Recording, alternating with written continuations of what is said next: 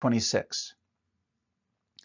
And the reason I say that in Matthew 26 is because the Lord's Supper is the ongoing display of the new covenant faith that we have. So here, the keys symbolize. So what do the keys do? The keys symbolize Jesus's authorization and his requirement. He's not giving us suggestions or options. He's giving us a job description that we must obey. The keys symbolize Jesus' authorization and requirement of each local church to preach the gospel, vet and affirm professions of faith. Your faith is personal, but not private. I do not self-declare I am a Christian now. I am supposed to have my faith evaluated by other believers so that I am confident and they are confident that we have the same Jesus and the same work of Jesus. Faith is intensely personal and it's absolutely not private. The church, Jesus expects to be involved in your faith. It's a very contrary notion to our anti-authority, leave me alone and don't tell me what to do, independent, pull yourself up by your bootstraps, West. According to Jesus in Matthew 28, now we're back to the Great Commission, credible professions of faith lead to baptism. Go therefore, make disciples of all nations, baptizing. Go do Matthew 16, baptize them. But then what? Well, he says, teaching them to observe all I've commanded in Matthew 28. So according to Jesus in Matthew 28, a credible profession of faith, which leads to baptism, where a person formally goes public with their faith as the whole church affirms and bears witness of their faith, this brother is now brought into the church to hold the keys with them and do likewise for others. Now that they hold the keys of the kingdom, this person will now in turn evaluate professions of faith and so forth. This is the basis of formal official belonging to a local church, aka church membership. Whether you are an underground, small little house church in Iran or a 10,000 person church in San Diego, the size and location and degree of persecution of a church does not negate the fact that Jesus requires every church and therefore every Christian to be holding the keys of the kingdom together.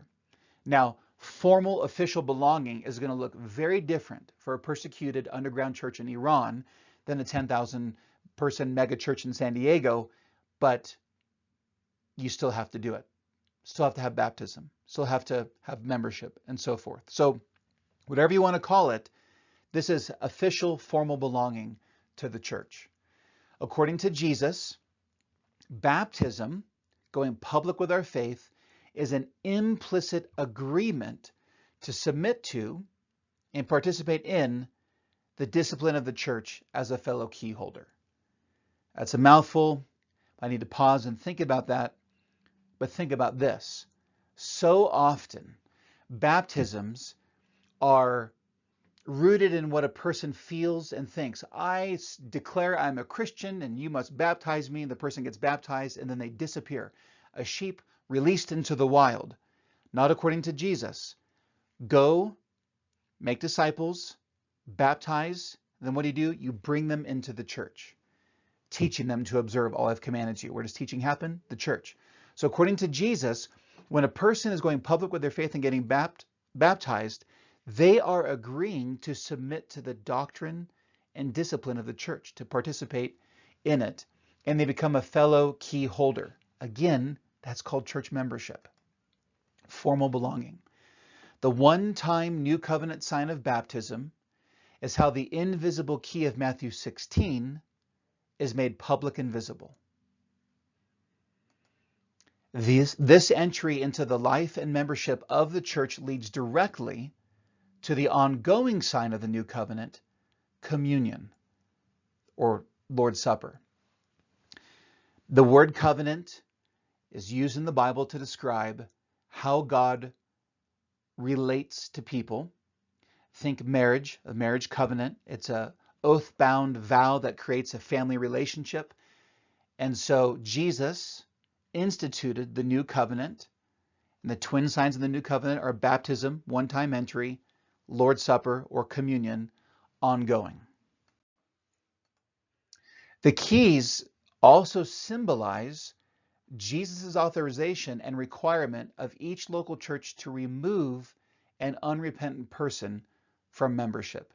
So we're back to Matthew 18 here. Removal involves disaffirmation of baptismal testimony, along with the naming received, fencing off from communion. Remember, brother to Gentile tax collector. And communion is Matthew 26, where Jesus institutes it.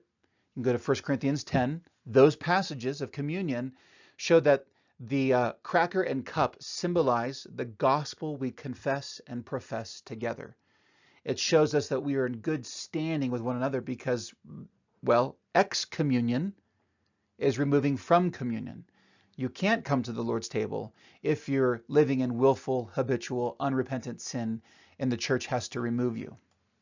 The keys are made visible and public in the new covenant ordinances of baptism and the Lord's Supper, which belong not to the individual, but to the whole local church. It's who does baptism belong to? The church. Who does the Lord's Supper belong to? The church. Who does Jesus authorize to excommune someone? The church. We don't self-baptize. We don't excommune ourselves when we are brought to communion. It's the church's responsibility and ownership of those. Because Matthew 16 and Galatians 1 are about proclaiming and guarding gospel doctrine, the whole church is held responsible to hold the message of faith, install pastor elders who do the same, and remove those who do not. In this way, both the message of the gospel and ministers of the church belong to the church, pastor elders and deacons. Again, drawing inferences and direct applications of what we've looked at in Matthew 16 and 18. The exercise of the keys are about Jesus authorizing and expecting the church to be responsible to welcome into the church and, if need be, remove from the church. Matthew 16, Matthew 18. In other words, the membership of the church belongs to the membership of the church. Jesus does not allow in any of these texts the work of the keys to be delegated to anyone other than the whole local church. So what do pastor elders do? Pastor elders teach, they equip, they lead, they shepherd, and they recommend to the church on how to use the keys, but the final decision must belong to the church. So those texts, Galatians 1, 1 Corinthians 5, those two passages, Galatians 1, the whole church is held responsible for guarding gospel doctrine and removing, anathematizing, disciplining even apostles if they have a false gospel. 1 Corinthians 5, the whole church is held responsible for removing a sinner who is unrepentant with some pretty gross sin. And here's the thing. In Galatians 1 and 1 Corinthians 5, pastor elders were present, and they're not even mentioned by Paul in either passage.